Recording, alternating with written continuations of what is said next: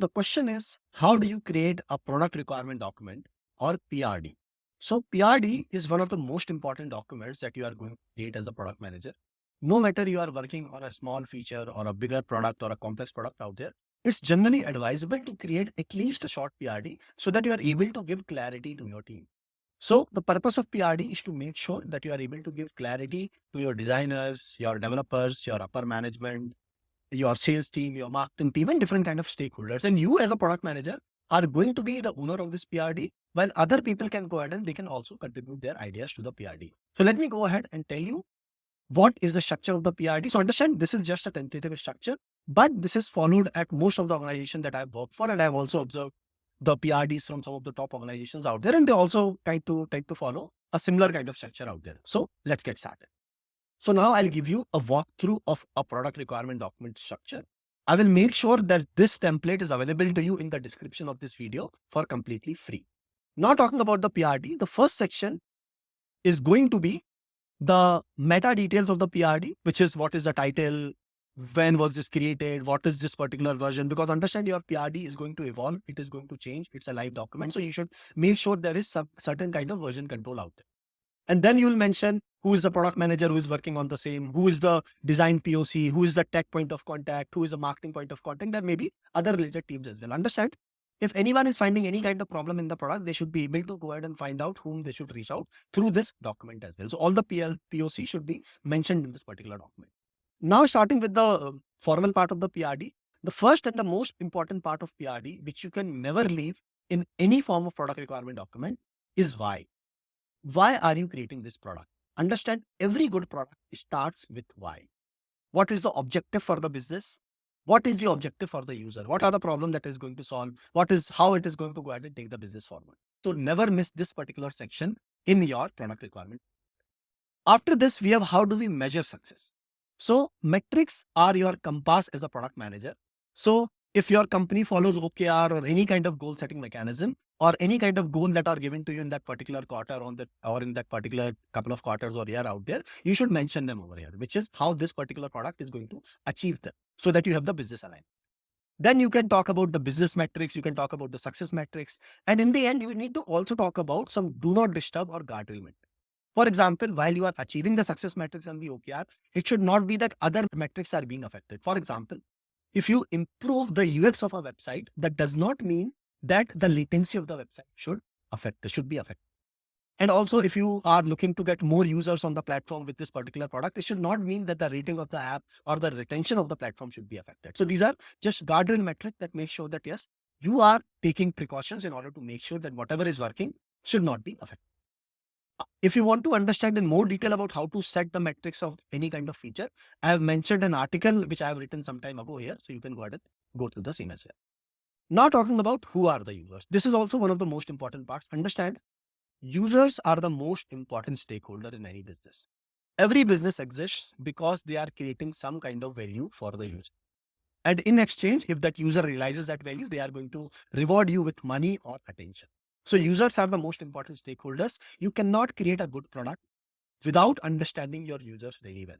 So in order to make sure that you are able to understand the users, write the personas really well so that your team that is working on the product, they also have the idea that whom we are developing to. They can also develop some kind of empathy.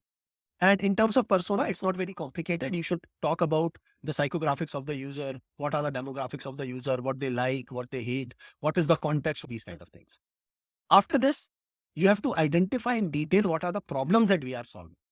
And you can paraphrase your problems as needs, as problems, or maybe you can also use a framework known as jobs to be done. And then you also need to put some kind of research as in how do you know if these problems exist. Understand, most of the products fails because they are actually working on a hypothetical problem.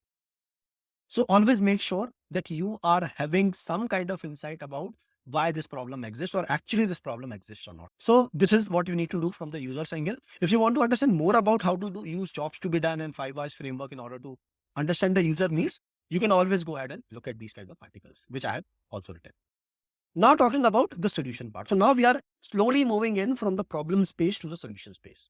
Okay. So solution spaces, first of all, you will mention the solution in brief, maybe 1 paragraph or 2 paragraph. The second part is other alternatives that you have considered. while coming up with this particular solution. So you might have also considered other solutions as well. Why you have considered this one and not the other one, how you have done the prioritization. So here also you have to do certain kind of stakeholder alignment, working with your designers and developers in order to understand the impact and the effort of the product out there. And then if you want to understand more about how to use the impact and effort framework in order to prioritize your solutions out there, you can always go to the thing that I have attached over here. Now we will talk about product flow, where we will go into more details of the solution. So we will talk about what is the customer journey, how the customer is going to walk through the particular feature, how this particular feature is going to fit with the bigger product that we have, and how it is going to fit in the customer's life. Then we'll talk about wireframes and flow diagrams so that people have the same understanding, visual understanding of what we are supposed to do or what the solution is supposed to do. We'll talk about user stories. We'll write the user acceptance criteria so that testers are going to get help whenever they are testing the product. And then we'll talk about edge cases. And then we'll talk about event tracking sheet. So event tracking sheet is a sheet which I'll attach a template to, with which you can mention all of the events that the developers are supposed to track. So people are clicking on sign up, they are clicking on some buttons, they are moving through the journey. You should be able to understand in your analytics tools such as Mixpanel, Google Analytics, that what people are doing. And for that, event tracking sheet is super important. I have also attached few tutorials here so you can learn about how to create wireframes in Figma and what are the best practices while creating the data flow diagrams or the flow diagrams out there.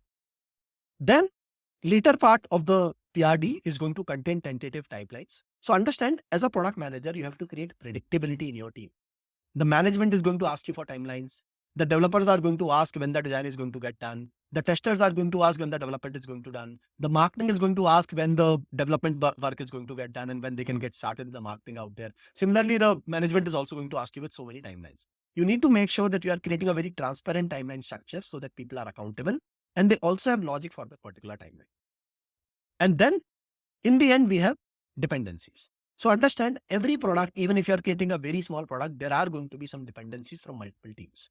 So there are infrastructure requirement, as in what is the kind of system that you need, what are the kind of machines that you need, what are the kind of resources that you need.